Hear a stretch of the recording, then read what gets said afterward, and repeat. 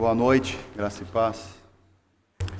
Quero convidar o irmão a abrir a sua Bíblia no Salmo 39.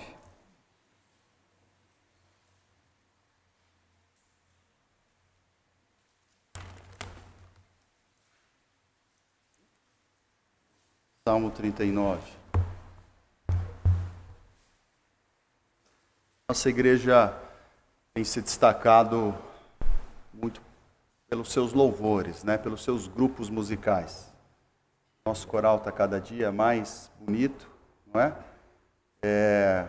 As vozes masculinas estão crescendo, ou estão crescendo, né? Eu acho que hoje tem mais homens aí do que da última vez. E os nossos grupos, nosso grupo de crianças aqui, o nosso coral infantil, incrível, não? Cantaram hoje cedo, cantaram hoje à noite, muito bem. O nosso grupo de louvor, hoje à noite, hoje pela manhã também, incrível. Pessoal do acampamento lá, né? Eu não sabia que o Marcos tocava tão bem bateria, tocou muito bem. E isso é bonito de ver, porque é o louvor que a igreja presta a Deus e são os irmãos trabalhando, né? São os irmãos oferecendo a Deus os seus dons, os seus talentos. Destaco aqui porque me veio à mente isso, me chamou a atenção, como a nossa igreja tem se esmerado no quesito musical. Deus abençoe a vida dos irmãos. Salmo 39, diz assim o Salmo. Disse comigo mesmo, guardarei os meus caminhos para não pecar com a língua, porém mordaça a minha boca enquanto estiver na minha presença o ímpio. Emudeci em silêncio, calei acerca do bem, e a minha dor se agravou. Esbranceou-se-me no peito o coração enquanto eu meditava, ateou-se o fogo. Então disse eu com a própria língua, dá-me a conhecer, Senhor, o meu fim e qual a soma dos meus dias, para que eu reconheça a minha fragilidade. Deste aos meus dias o comprimento de alguns palmos, a tua presença, o prazo da minha vida é nada. Na verdade, todo homem, por mais firme que esteja, é pura vaidade. Com efeito, passa o homem como uma sombra, e em vão se inquieta, amontoa tesouros e não sabe quem os levará. E eu, Senhor, que espero? Tu és a minha esperança. Livra-me de todas as minhas iniquidades, não me faças o opróbrio do insensato. Emudeço, não abro os lábios, porque tu fizeste isso. Tira de sobre mim o teu flagelo, pelo golpe de tua mão estou consumido. Quando castigas o homem com repreensões por causa da iniquidade, destróis nele como traça o que tem de precioso. Com efeito, todo homem é pura vaidade. Ouve, Senhor, a minha oração, escuta-me quando grito por socorro. Não te emudeças à vista das minhas lágrimas, porque sou forasteiro à tua presença, peregrino como todos os meus pais o foram. Desvia de mim o olhar para que eu tome alento, antes que eu passe e deixe de existir. Pai querido, obrigado por esse salmo, obrigado por essas palavras. Fala conosco agora, fala ao nosso coração, por favor, Pai, em nome de Jesus. Amém. Amados, o tempo voa, só a poupança Bamerindos, que continua uma boa. Lembra dessa ou não? Lembra, né? Mas você vê como o tempo voa, nem o Bamerindos existe mais, né? O tempo voa mesmo. Não somos mais o que éramos. Nem pensar direito como pensávamos, talvez pensemos. Os nossos conceitos, as nossas prioridades, algumas teimosias já foram vencidas. Não é? Dentro até do próprio casamento, muitas ideias e teimosias de casamento, hoje em dia a gente já nem se importa mais. O copo sobre a mesa, que a gente insistia tanto que não deveria ficar ali, hoje somos nós que colocamos, né? Nós vamos mudando com o tempo, tanto internamente quanto externamente. O nosso corpo já não é mais o mesmo. Não é? A lei da gravidade é implacável, os cabelos ficando branco, quando ficando. Né? Porque em alguns casos nem ficam mais. Só o Marlos que cada dia melhor, né, Marlos? Cada dia melhor.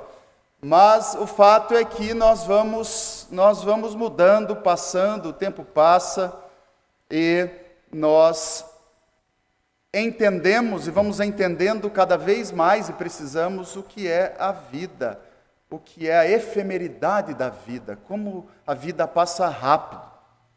Esse salmo, o Salmo de Davi, fala um pouco sobre isso. Como o tempo voa, como o tempo passa, mas mais do que isso, é como se fosse um ajuste de rota.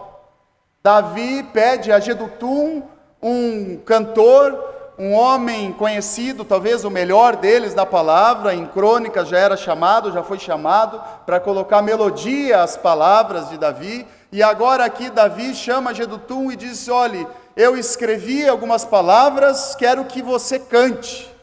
Mas eram palavras de tristeza, palavras de reflexão, palavras de alguém que em um dado momento da sua vida, por uma dor muito grande, nós não sabemos que dor foi essa, que circunstância foi essa, que o fez refletir sobre a brevidade da vida, sobre a vaidade da vida, para onde ele estava indo, aonde ele queria chegar. Era um ajuste de rota. E aqui no Salmo 39 encontramos Davi assim fazendo.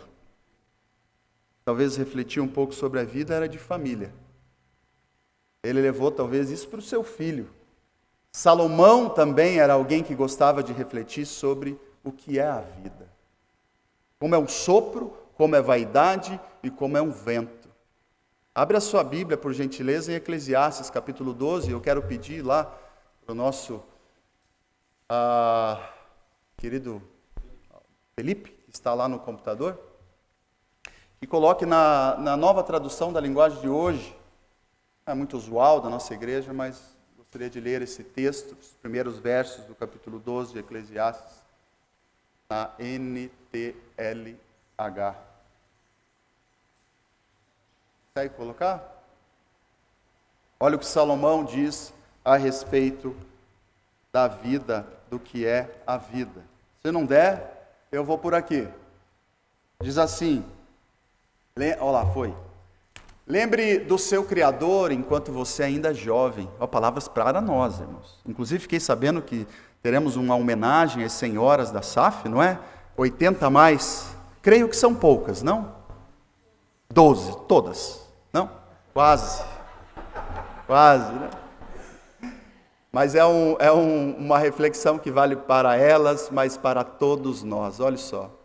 Lembre do seu Criador enquanto você ainda é jovem, antes que venham os dias maus e cheguem os anos em que você dirá: não tenho mais prazer na vida. Lembre dele antes que chegue o tempo em que você achará que a luz do sol, da lua e das estrelas perdeu o seu brilho e que as nuvens de chuva nunca vão embora. Então os seus braços, que sempre o defenderam, começarão a tremer, e as suas pernas, que agora são fortes, ficarão fracas. Os seus dentes cairão e sobrarão tão poucos que você não conseguirá mastigar a sua comida. A sua vista ficará tão fraca que você não poderá mais ver as coisas claramente. Você ficará surdo e não poderá ouvir o barulho da rua. Você quase não conseguirá ouvir o moinho moendo ou a música tocando. E levantará cedo quando os passarinhos começam a cantar. Então você terá medo de lugares altos e até caminhar será perigoso. Os seus cabelos ficarão brancos e você perderá o gosto pelas coisas. Nós estaremos caminhando para o nosso último descanso, e quando isso acontecer, haverá gente chorando por nossa causa nas ruas. A vida vai se acabar como uma lamparina de ouro cai e quebra, quando a sua corrente de prata se arrebenta, ou como um pote de barro se despedaça quando a corda do poço se parte. Então o nosso corpo voltará ao pó da terra, de onde veio, e o nosso espírito voltará para Deus que o deu. É ilusão? É ilusão, diz o sábio, tudo é ilusão, ou vaidade. É impressionante como é uma descrição do que é a velhice, não é? E como a vida passa, e como os nossos filhos crescem rápido, como nós envelhecemos mais rápido do que gostaríamos, a vida é um sopro. E Davi, nesse salmo, ele além de refletir sobre a brevidade da vida, ele, num ajuste de rota, traz-nos prioridades para momentos em nossa vida de reflexão. Não sabemos se foi um pecado, se foi uma enfermidade, o que é que fez Davi refletir. O que nós sabemos é que é uma canção triste, em que ele chama um cantor e diz: eu quero pensar com você algumas palavras e algumas orações, palavras de oração que eu entoarei ao meu Deus, refletindo e pensando sobre o que é a vida. Bom, em primeiro lugar, ele diz assim: disse comigo mesmo, guardarei os meus caminhos para não pecar com a língua, porém mordaça a minha boca enquanto estiver na minha presença o ímpio. Emudeci em silêncio, calei acerca do bem, e a minha dor se agravou. Amados, Davi, diante desse ajuste de rota, desse pensamento sobre o que é a vida, que todos nós podemos um dia passar, eu não sei que fase da vida você está, talvez em vias de se aposentar, o fato é que temos a certeza de que os dias da nossa vida estão escritos na palma da mão de Deus. Como diz Albert Einstein, um grande cientista, Deus não joga dados quando se trata da vida do homem, tudo está escrito e determinado por Deus, mas nós não sabemos o que está escrito, nós não sabemos o que virá. Eu já te falei, o pastor Levi já te falou, os presbíteros já te falaram, tantas vezes você já leu, que não precisamos ficar ansiosos, mas ficamos. Nós buscamos uma vida ideal, uma vida de mais proximidade com Deus, mas falhamos. E essas falhas nos fazem duvidar, nos fazem temer. E diante dessa humanidade terrível que nos assombra, e que insiste em nos levar para distante de Deus, infelizmente, é que Davi também se coloca assim, e diz: olhe, quer saber? Em momentos assim de reflexão, fique quieto, feche a boca, evite falar, porque é tempo de pensar, de conversar, não com os outros, mas com Deus. O texto que nós lemos aqui não quer dizer que Davi estava se vingando daqueles que o cercavam, como quem dizia: eu não vou falar com ele, eu não vou falar com ela, porque não merecem a minha palavra. Não, Davi estava como um ser humano lutando com a sua própria natureza, tentando ficar quieto. Ele diz assim: disse comigo mesmo, era uma intenção, era um compromisso que ele queria fazer consigo: guardarei os meus caminhos para não pecar com a língua, porém mordaça a minha boca. É como se artificialmente ele quisesse cerrar a sua boca, porque naturalmente ele sabia que não conseguiria. Coloco um esparadrapo na minha boca, porque eu quero permanecer quieto. Enquanto estiver na minha presença o ímpio, eu não vou falar. E ele inclusive diz que emudece acerca do bem. Ele não quer falar absolutamente nada.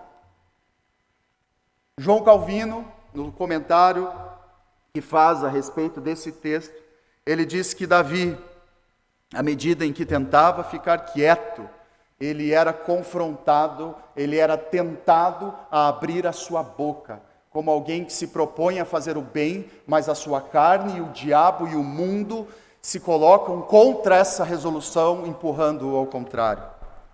Quanto mais, e aqui palavras de João Calvino, quanto mais energicamente alguém exerça obediência para com Deus e empregue todos os seus esforços em dinamizar o exercício da paciência, mais vigorosamente se vê assaltado por tentações. Vou ler novamente. Quanto mais energicamente alguém exerça obediência para com Deus e empregue todos os seus esforços em dinamizar o exercício da paciência, mais vigorosamente se vê assaltado por tentações. Ele se propõe a ficar quieto, como eu e você precisamos aprender a fazer. Falar por quê? Porque é que num momento de doença, de tristeza, nós precisamos abrir a boca e contar aos quatro ventos aquilo que estamos passando. Porque é que não conseguimos meditar e calar, quando nos momentos mais difíceis, a única presença que importa é a presença de Deus. Nós gostamos de parecer coitados. Nós gostamos de que as pessoas fiquem com dó de nós. Eu estou generalizando, tomara que esse não seja o seu caso. Mas como é ruim encontrar aquele que faz questão de contar nos mínimos detalhes o mal pelo qual está passando. Como que se esperasse de mim que ficasse com dó e pena dele. Fique quieto, amado. Descobriu uma doença, fique quieto. Está passando por uma dificuldade financeira, fique quieta. Está passando por alguma dificuldade maior, cale-se. Porque primeiro é tempo de meditar.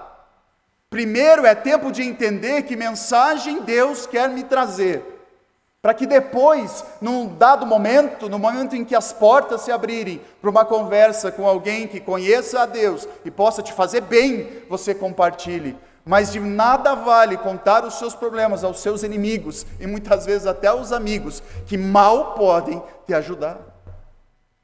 Por que falar? O fato é que esse problema da língua nos assombra por muito. Somos senhores do que calamos, escravos do que falamos. Provérbios 17, 28 diz assim: mesmo o estulto, quando se cala, passa por sábio, por inteligente aquele que fecha os lábios. É mais ou menos como se disséssemos: prefiro ficar quieto e as pessoas terem dúvida de que eu sou um tolo, do que eu abrir a boca e elas terem certeza. É melhor eu ficar quieto e as pessoas duvidarem se eu sei ou não sei, do que eu abrir a boca e elas terem certeza de que eu não sei. É melhor ficar quieto. E o salmista tentou fazer isso. No momento de ajuste de rota, de reflexão sobre o que é a vida, ele diz consigo mesmo: eu queria, Senhor, tentar ficar calado nesse momento, não falar nem com os ímpios, e quiçá não falar nem bem, eu só quero ficar quieto, mas ele não consegue. O texto diz que aquilo queima dentro dele. Emudeci em silêncio, calei acerca do bem, e a minha dor se agravou. Esbranciou-se-me no peito o coração enquanto eu meditava. Ateou-se o fogo. Então disse eu com a própria língua: dá-me a conhecer, Senhor, o meu fim e a soma dos meus dias, para que eu reconheça a minha fragilidade. É interessante que o propósito dele no início era ficar tão quieto, mas tão quieto, porque ele estava, de certa forma, quase que magoado com Deus aqui. E nós vemos isso no final do Salmo. Mas ele, como não consegue, como se ele pensasse: eu não consigo ficar quieto, Senhor. Então, pelo menos com o Senhor, eu preciso falar. E é o que ele faz. Ele abre o seu peito, e por isso que salmodiar é tão lindo. Salmodiar é abrir o peito e falar coisas sinceras que Deus já conhece e estão no nosso coração, coisas que até parecem heresia, como: Senhor, cadê o Senhor? Como ele diz no final do Salmo 39, Senhor, pare de olhar para mim. Se alguém no meio de uma oração diz isso, eu vou dizer: para, você está orando errado. Pare de olhar para mim. Não, Deus olha para mim. Mas o salmista, salmodiando, com a sinceridade que estava no seu coração, que Deus já o conhecia, ele fala: Senhor, eu não suporto mais o seu olhar. Pare de olhar para mim, porque chega a doer. Era assim que ele estava se sentindo, e ele diz isso para Deus. Portanto, o primeiro conselho que esse salmo nos dá, à luz do que Davi fez, um homem comum, cheio de erros. Não exalto aqui Davi como um todo, mas a atitude dele, sim. Porque se eu for ter uma vida como Davi teve, falharei muito também. Eu sou o Ricardo, eu não sou o Davi. Eu aprendo com Davi. E aqui eu aprendo que eu preciso calar quando em dificuldade eu estou. Para que aí sim, num dado momento, já não suportando mais, abra o peito ao Senhor e diga: Senhor, livra-me da dor que eu sinto. Na verdade, é o Senhor o nosso grande confidente. É a Ele que nós podemos conversar. É com Ele que nós podemos conversar. E é isso que o salmista faz. Bom, o texto continua e o Davi vai nos dizer o seguinte: dá-me a conhecer, Senhor, o meu fim, com a sombra dos meus dias, para que eu reconheça a minha fragilidade. Teste aos meus dias o comprimento de alguns palmos. A tua presença, o prazo da minha vida é nada. Na verdade, todo homem, por mais firme que esteja, é pura vaidade. Com efeito, passa o homem como uma sombra, em vão se inquieta, amontoa tesouros, e não sabe quem os levará. Esse verso agora, ele salta aos olhos. E eu, Senhor, que espero, Tu és a minha esperança.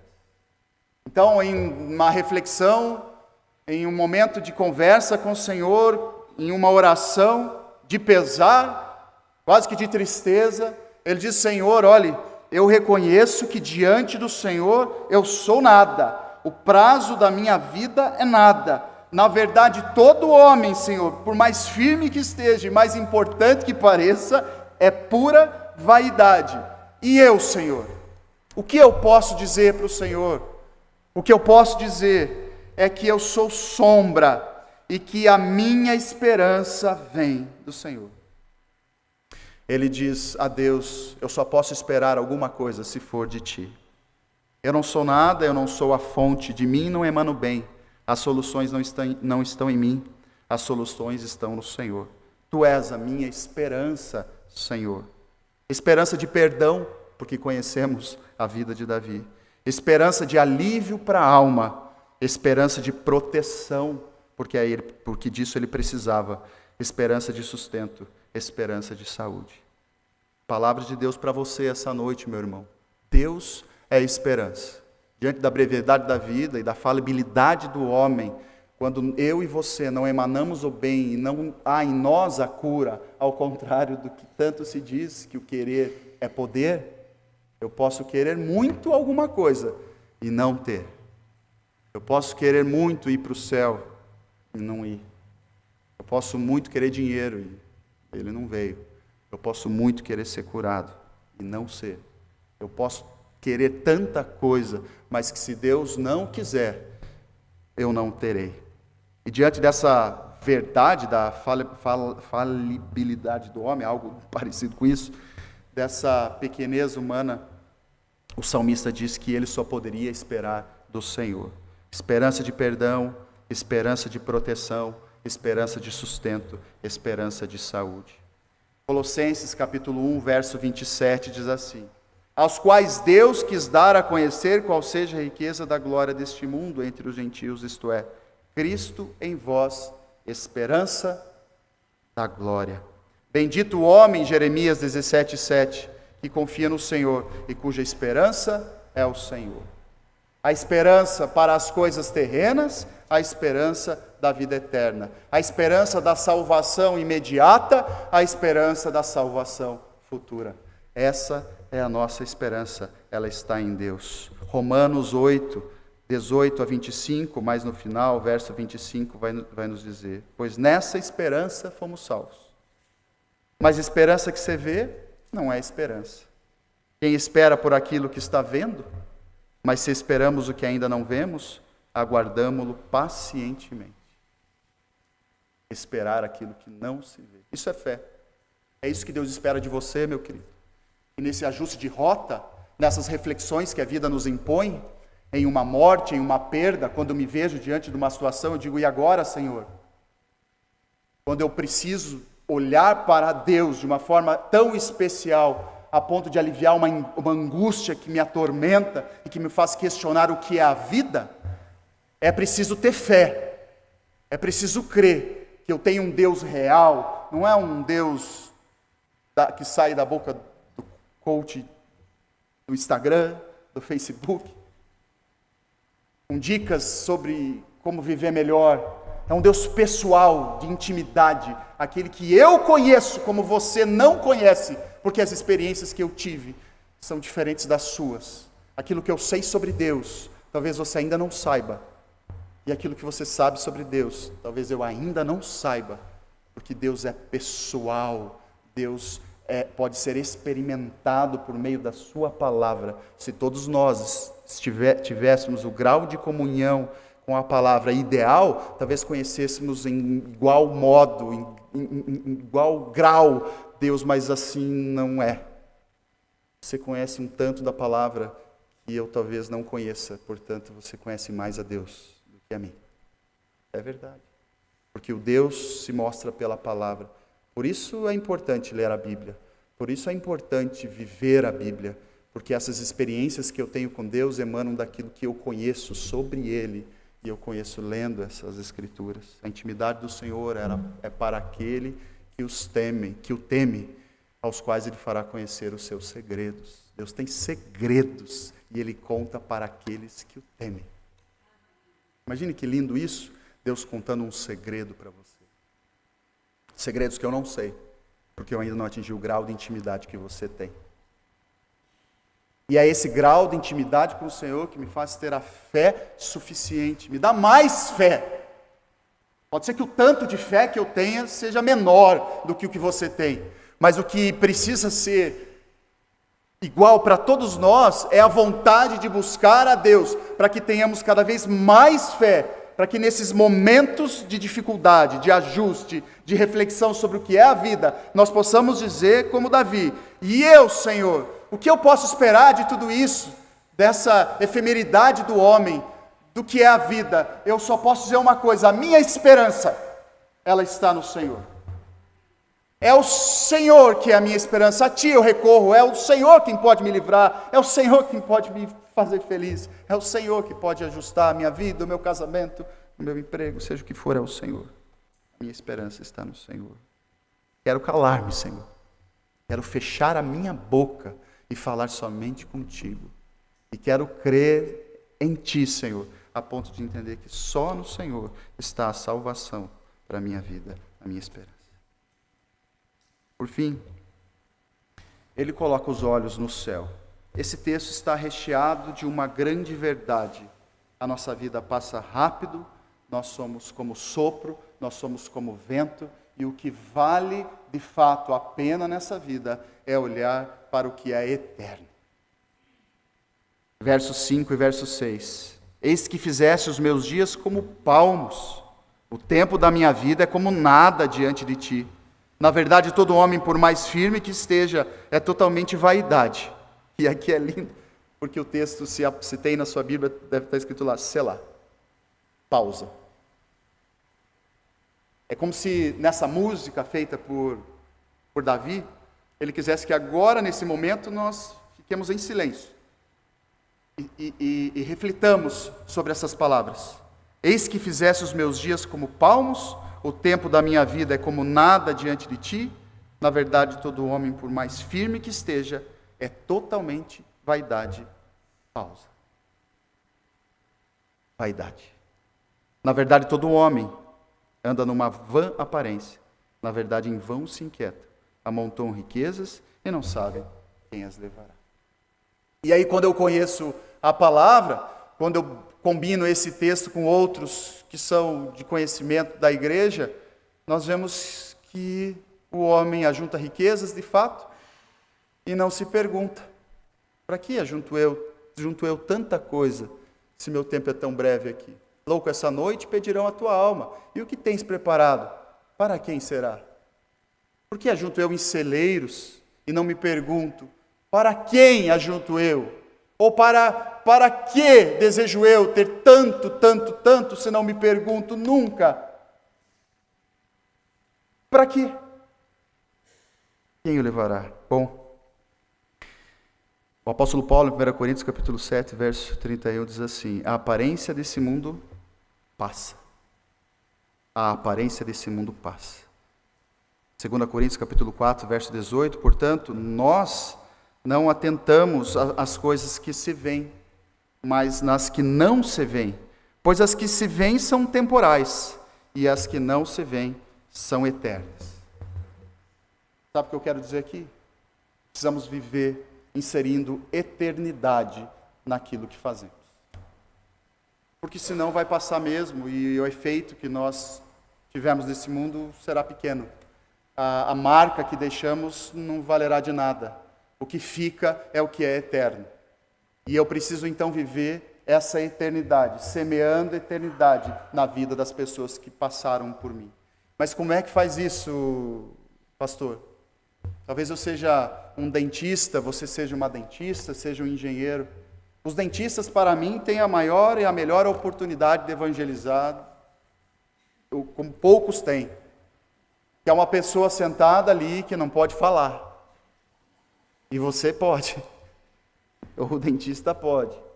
E ali, quando se fala, e quando se prega, e quando se evangeliza, e quando se conversa, se fala de Deus, se planta eternidade naquele coração, em uma profissão que é técnica, em uma profissão que envolve instrumentos, e uma profissão que parece que não combina com a oportunidade de falar sobre a vida. Não é um psicólogo, não é um professor, não é um filósofo, não, é um médico, é um dentista, é um matemático. Eu já disse isso à igreja uma vez. Os números, talvez tenhamos contadores aqui, economistas, os números que você tanto cuida, um dia encontram pessoas. E quando esses números encontrarem as pessoas, é que você estará dando o seu testemunho, entregando bons números a essas pessoas, semeando no coração daqueles que são atendidos pelo seu serviço, o testemunho suficiente para que eles entendam que você é um homem de Deus, uma mulher de Deus, e então eles queiram ser iguais a você, ou sejam impactados pela sua atitude.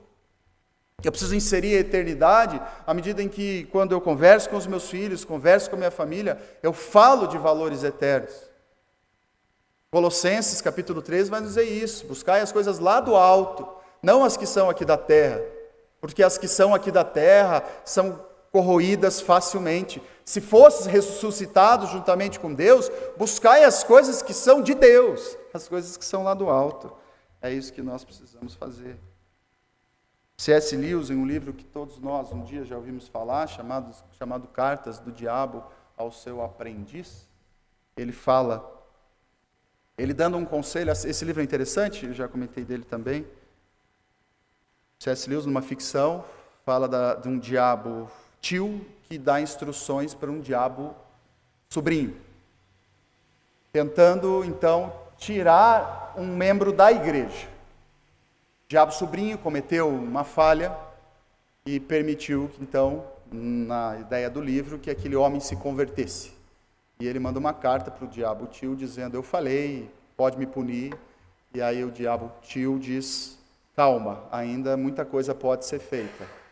Primeira coisa, faça com que ele preste atenção, quando ele for à igreja, em tudo que está acontecendo, que não seja o que está sendo dito no púlpito. Então faça com que ele preste atenção no cabelo da senhora que está à sua frente, na forma como o diácono anda, no erro que está no boletim, na falha do fulano quando disse alguma coisa. Desvie a atenção dele do que está sendo dito pelo pregador. E um outro conselho que ele dá é que, quando ele fala ao sobrinho, ele fala: faça com que ele tenha prazer nas coisas que ele vive agora. Que ele tenha o máximo de prazer no que ele vive agora. Desvie o olhar dele para o que é eterno. E aí ele fala dos fluxos de experiências sensoriais. Ele diz que é preciso que esse homem agora se delicie nos fluxos das experiências sensoriais que ele terá aqui na terra. Como é bom comer. É o céu. Como é bom ter relações. É o céu.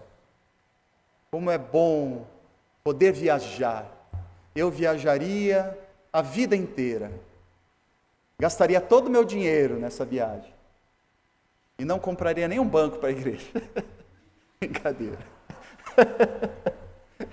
Falar sobre banco da igreja abre um parênteses. Vocês sabem que nós estamos na campanha de aquisição de bancos. Não é obrigatório, gente. Se você não comprar um banco, você não vai ficar em pé no próximo culto.